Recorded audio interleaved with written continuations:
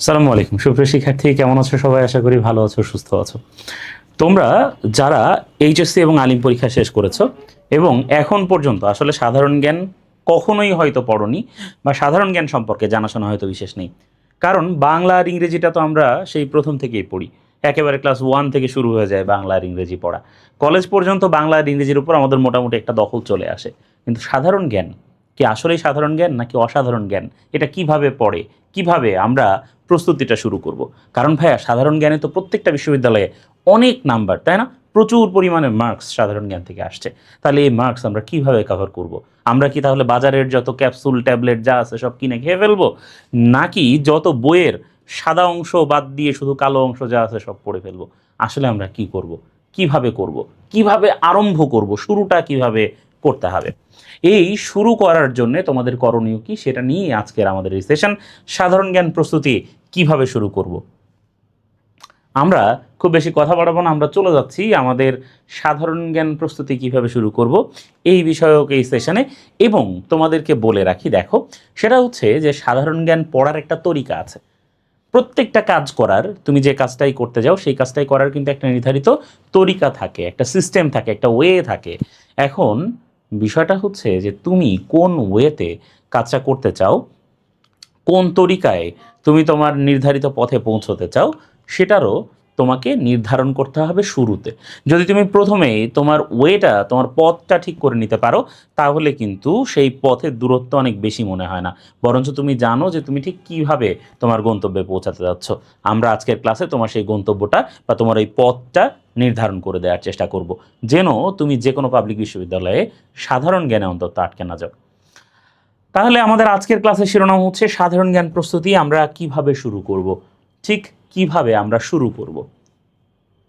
দেখো, একদম প্রথম কথা হচ্ছে যে ভাই, সাধারণ জ্ঞানের সিলেবাস কি? প্রত্যেকটা বিষয়ের তো একটা সিলেবাস থাকে, তাই না? বাংলা ইংরেজির একটা নির্ধারিত বই আছে, কিন্তু সাধারণ জ্ঞানের কোনো সিলেবাস ভাইয়া আজ পর্যন্ত কোনো জায়গায় দেখতে পারলাম না। সাধারণ জ্ঞানে আসলে কি পড়তে হবে, আমরা সেই পড়াটা কিভাবে পড়বো, এই প্রশ্ন আসার আগে আসে সিলেবাস কি। ধরো যে সাধারণ জ্ঞানের আসলে নির্ধারিত কোনো সিলেবাস নাই, এটা আমাদেরকে স্বীকার করতেই হবে। সাধারণ জ্ঞানের জন্য একদম নির্ধারিত বা নির্দিষ্ট যে ঠিক এখান থেকে পড়লে, এই বই পড়লে তুমি কমন পেয়ে যাবা, এই ধরনের কোনো সিলেবাস, বা ঠিক এই টপিক পড়লেই তুমি কমন পেয়ে যাবা, এই ধরনের কোনো সিলেবাস নেই। কিন্তু সাধারণ জ্ঞানের সিলেবাস আমরা যদি বের করতে চাই, তাহলে আমাদের যে পছন্দসই বিশ্ববিদ্যালয় আছে, যে বিশ্ববিদ্যালয়টা আমাদের টার্গেট, যে বিশ্ববিদ্যালয়ে আমি ভর্তি হতে চাই, যে বিশ্ববিদ্যালয়টাতে আমি যেতে চাই, সেই বিশ্ববিদ্যালয়কে টার্গেট করে ওই বিশ্ববিদ্যালয়ের বিগত বছরের প্রশ্নগুলো আমাদের দেখতে হবে। এবং তাহলে ওই বিশ্ববিদ্যালয়ে ঠিক কোন টপিকগুলো থেকে বেশি প্রশ্ন আসে বা টপিকগুলো বাছাই করলে আমরা পেয়ে যাব আমাদের নির্ধারিত সিলেবাস। এবং শুধু একই রকম না, দেখো, কোনো কোনো বিশ্ববিদ্যালয় আছে আবার প্রত্যেক বছর প্যাটার্ন খানিকটা চেঞ্জ করছে, প্রত্যেক বছর একই ধরনের প্রশ্ন সেখানে হচ্ছে না, হয়তো টপিকগুলো এক্স্যাক্টলি কমন থাকছে না। তাহলে সেই সবগুলো টপিক সহ আরও কিছু টপিক, যেগুলো এক্সপিরিয়েন্সড ভাইয়েরা তোমাদেরকে বলে দেবেন, সেগুলো তোমাদেরকে একটু পড়তে হবে। এখন আমরা চলে যাব হচ্ছে যে সাধারণ জ্ঞান আমাদেরকে কি কি পড়তে হবে, কি কি সাধারণ জ্ঞান আমাদেরকে পড়তে হবে। দেখো, সাধারণ জ্ঞানে সাধারণত পার্ট থাকে, এই পার্টগুলো: 1 নম্বরে বাংলাদেশ প্রসঙ্গ, 2 নম্বরে হচ্ছে আন্তর্জাতিক প্রসঙ্গ, 3 নম্বরে হচ্ছে সাম্প্রতিক বিষয়াবলী এবং 4 নম্বরে হচ্ছে মৌলিক বিষয়াবলী। তাহলে এই যে 4টি বিষয় যে থাকে, যে বাংলাদেশ প্রসঙ্গ, আন্তর্জাতিক প্রসঙ্গ, সাম্প্রতিক এবং মৌলিক, এই বিষয়গুলো আমাদেরকে দেখতে হবে। বাংলাদেশ প্রসঙ্গ কি? বাংলাদেশ প্রসঙ্গ হচ্ছে আমাদের দেশের সীমান্ত, সীমারেখা সহ আমাদের দেশের যে প্রতিষ্ঠানগুলো আছে, আমাদের দেশের ব্যক্তিত্ব, পদক, পুরস্কার, আমাদের দেশের খেলাধুলা, আমাদের দেশের শিল্প সাহিত্য সংস্কৃতি। যদি তুমি ঢাকা বিশ্ববিদ্যালয়ে পরীক্ষা দিতে চাও তাহলে ঢাকা বিশ্ববিদ্যালয়। তেমনিভাবে আমাদের দেশের যে ইতিহাস, প্রাচীন ইতিহাস এবং ঐতিহ্য, একেবারে আদি বাংলাদেশ থেকে কীভাবে 1971 পর্যন্ত, এই পুরো বিষয়টা হচ্ছে এই বাংলাদেশ প্রসঙ্গের অন্তর্ভুক্ত। তাহলে বাংলাদেশ প্রসঙ্গের অন্তর্ভুক্ত হচ্ছে আমাদের দেশের যেসব, আমাদের দেশ রিলেটেড যেসব বিষয় আছে। আন্তর্জাতিক প্রসঙ্গ কি? বাংলাদেশ বাদে এই সারা পৃথিবীতে তো আরও 192টা, মানে একেবারে 192টা জাতিসংঘের সদস্য আছে, 194টা কি স্বাধীন দেশ আছে। তাহলে এই সবগুলো স্বাধীন দেশই হচ্ছে এই আন্তর্জাতিক প্রসঙ্গের মধ্যে অন্তর্ভুক্ত। শুধু কি তাই? আন্তর্জাতিক যত পদক পুরস্কার সংস্থা আছে, জাতিসংঘ জাতিপুঞ্জ, যত যুদ্ধ বিগ্রহ হয়েছে পৃথিবীতে, এবং পৃথিবীর যে ইতিহাস, প্রাচীন সভ্যতা, এই সবগুলো কিন্তু এই আন্তর্জাতিক প্রসঙ্গের মধ্যে অন্তর্ভুক্ত। এবং আন্তর্জাতিক প্রসঙ্গ আসলে একটা হিউজ পড়াশোনা। 3 নম্বরে হচ্ছে সাম্প্রতিক বিষয়, প্রতিনিয়ত যা ঘটছে পৃথিবীতে, এই যে ইরান যুক্তরাষ্ট্র মারামারি চলছে, ইরান ইসরায়েল সংঘাত চলছে, এই যে যে ব্যাপারগুলো ঘটছে পুরো পৃথিবীতে, সেই ঘটনাগুলোই হচ্ছে এই সাম্প্রতিকের মধ্যে অন্তর্ভুক্ত। আমাদের এই যে বিশ্বকাপ ফুটবল হয়ে গেল, তারপরে আরও যেসব খেলাধুলা আছে, যেসব ক্রীড়া প্রতিযোগিতা আছে, এগুলো থেকে প্রশ্ন কিন্তু এখানে আসতে পারে। এছাড়া মৌলিক বিষয়াবলী কোনগুলো? তোমরা জানো যে আমরা এইচএসসিতে যে সাবজেক্টগুলো পড়ে এসেছি, তাই না? আমরা কোন কোন সাবজেক্ট পড়ে এসেছি? আমরা পড়েছি পৌরনীতি, আমরা পড়েছি অর্থনীতি, তাই না? আমরা পড়েছি সমাজবিজ্ঞান, তাহলে আইসিটি। এই যে পৌরনীতি, অর্থনীতি, সমাজবিজ্ঞান, আইসিটি, এগুলো হচ্ছে কি মৌলিক বিষয়, যেগুলো তোমরা পড়ে এসেছো অলরেডি এইচএসসিতে। এই 4টা বিষয়ের কম্বিনেশন করে যদি আমরা প্রস্তুতিটা নিতে পারি, তাহলে সেটা আমার যে কোনো বিশ্ববিদ্যালয়ের জন্য একটা পূর্ণাঙ্গ প্রস্তুতি হবে। তাহলে এইটা হচ্ছে আমাদের কি কি পড়তে হবে। এখন আমাদের প্রস্তুতি শুরু করার জন্যে কি কি লাগবে? প্রস্তুতি শুরু করার জন্য আমাদের কি কি দরকার হবে? 1 নম্বর দরকার হবে বই। বই কি? সাধারণ জ্ঞানের যে কোনো বই তুমি কিনতে পারো, তবে অবশ্যই বাজার থেকে যাচাই করে দেখে নিই। অলমোস্ট প্রায় সব বই একই ধরনের লেখা থাকে। বাজার থেকে যাচাই করে দেখে নিয়ে যে বইটার সাজানো তোমার কাছে সবচেয়ে সুন্দর মনে হয়েছে, উপস্থাপনা সবচেয়ে সুন্দর মনে হবে, সেই বইটা তুমি কিনবা। কারো কথা শুনে না। যে বইটা তোমার কাছে দেখে মনে হবে যে হ্যাঁ এই বইটা তো সুন্দর, বা এই বইটা তো আমি পড়তে পারি, বা এভাবে পড়লে তো আমার কাজে লাগবে, বাস। আর বিষয়াবলীটা মানে ভূমিকাটা, সূচিপত্রটা একটু ভালো করে দেখবে যে সূচিপত্রে সকল টপিক সেখানে কাভার করছে কিনা, যে টপিকগুলো আমরা বলেছি সেই টপিকগুলো। এবং এভাবে ধীরে সুস্থে বাছাই করে অন্তত একটা বই তুমি কিনবে। মানচিত্র, সাধারণ জ্ঞানের মানচিত্র হচ্ছে সাধারণ জ্ঞানের সবচেয়ে অপরিহার্য বিষয়। সাধারণ জ্ঞানের ছক বা নকশা হচ্ছে মানচিত্র। এবং তুমি যদি এই ছক বা নকশাটা একবার নিজের মাথার ভেতরে সুন্দরভাবে ঢুকিয়ে নিতে পারো, তোমার কিন্তু আর সাধারণ জ্ঞান পড়ার জন্যে খুব বেশি দুশ্চিন্তা করতে হবে না। সাধারণ জ্ঞান মনে রাখার জন্য তোমাদেরকে খুব বেশি আর দুশ্চিন্তা করতে হবে না। এরপরে দেখো আছে কি কারেন্ট অ্যাফেয়ার্স। সাম্প্রতিকের জন্য কারেন্ট অ্যাফেয়ার্স একটা অপরিহার্য বিষয়। আমরা আমাদের ক্লাসে সাধারণ জ্ঞান, কারেন্ট অ্যাফেয়ার্স কীভাবে পড়তে হবে বা সাম্প্রতিক অংশ কীভাবে পড়তে হবে সেটা দাগিয়ে দিই। সাধারণত উচিত না যে ওই প্রত্যেক মাসে মাসে কোনো ক্যাপসুল বা এগুলোর উপর মানে জোর দেয়া, বরঞ্চ কারেন্ট অ্যাফেয়ার্সটা আমাদের দাগান অনুযায়ী যদি তুমি পড়তে পারো বা পড়ো, তাহলে তোমাদের জন্য সেটা সবচেয়ে বেশি সহায়ক হবে। এবং 4 নাম্বার হচ্ছে নিজের ব্রেইন। এইটা সবচেয়ে গুরুত্বপূর্ণ। মানে ভাই, তুমি যদি তোমার যে ব্রেইনটা আছে আল্লাহ প্রদত্ত, এই ব্রেইনটা তোমার অবশ্যই লাগবে। তুমি তোমার চিন্তা, তোমার সকল কিছু কেন্দ্রীভূত করে আছো অন্যদিকে, তোমার পক্ষে কিন্তু ভাই পড়াশোনা সম্ভব হবে না।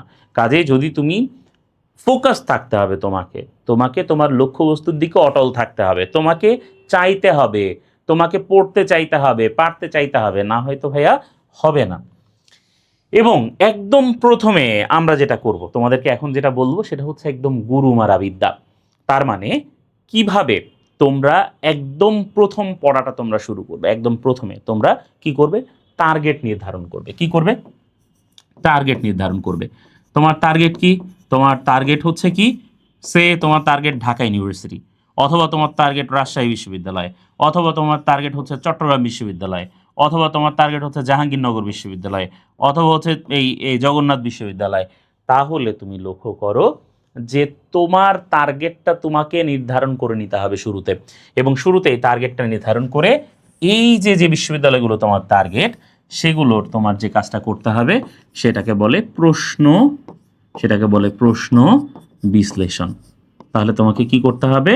তোমাকে প্রশ্ন বিশ্লেষণ করতে হবে। কেন প্রশ্ন বিশ্লেষণ করতে হবে আমি তোমাকে বলে দিই। এটা হচ্ছে একটা গুরুমারা বিদ্যা, যেটা একমাত্র স্কুল অফ এক্সিলেন্স তোমাদেরকে বলে। এটা হচ্ছে কি? এটা হচ্ছে একটা গুরুমারা বিদ্যা। আমি তো বললাম যে এইটা একমাত্র স্কুল অফ এক্সিলেন্স তোমাদেরকে এই গুরুমারা বিদ্যার কথা বলবে। প্রশ্ন কিন্তু আমি সমাধানের কথা বলিনি, আমি বলেছি প্রশ্ন বিশ্লেষণ।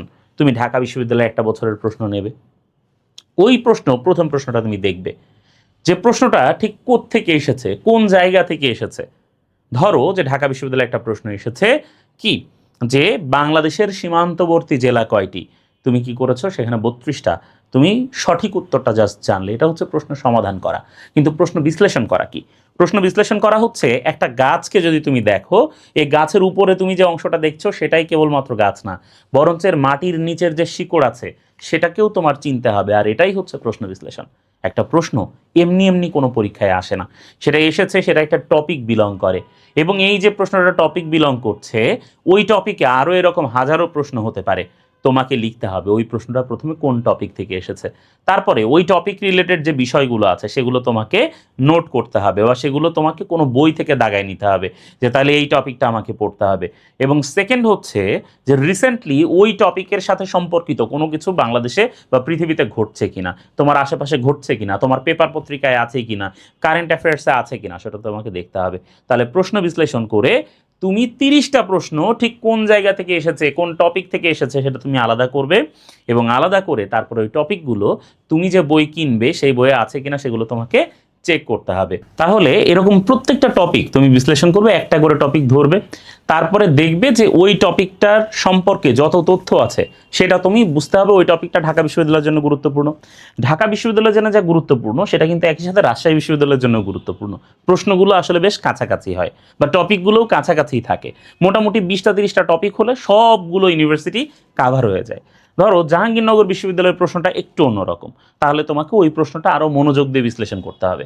যদি তোমার টার্গেট, তুমি যদি সেকেন্ড টাইমার হও, তোমার যদি টার্গেট থাকে শুধু জাহাঙ্গীরনগর, তাহলে তোমাকে শুধু জাহাঙ্গীরনগরেরটা খুব ভালো করে দেখতে হবে, এবং প্রত্যেকটা টপিক এভাবে বিশ্লেষণ করে ওই টপিকগুলো যেন কোনো ক্রমে মিস না হয়, কোনো ক্রমেই যেন ওই টপিকটা তুমি মিস না করে ফেলো, ওই টপিকের কোনো একটা বিষয়, একটা সাধারণ জ্ঞানের তথ্য যেন তুমি মিস না করে ফেলো, এই বিষয়টা তোমাকে খেয়াল রাখতে হবে। তাহলে এই হচ্ছে মোটামুটি তোমরা সাধারণ জ্ঞান মানে তোমরা পড়া কিভাবে শুরু করবে সেই বিষয়টা হচ্ছে এটাই। আর সাধারণ জ্ঞানে ভালো করার কৌশলটা যদি আমরা বলতে চাই, তাহলে সাধারণ জ্ঞানে ভালো করার একটা সহজ কৌশল আছে। সেটা হচ্ছে এই যে তোমাকে বললাম যে টপিকগুলো তুমি আলাদা করবে, এই টপিকগুলোকে একদম ভালোভাবে পড়তে হবে, আর করতে হবে প্র্যাকটিস।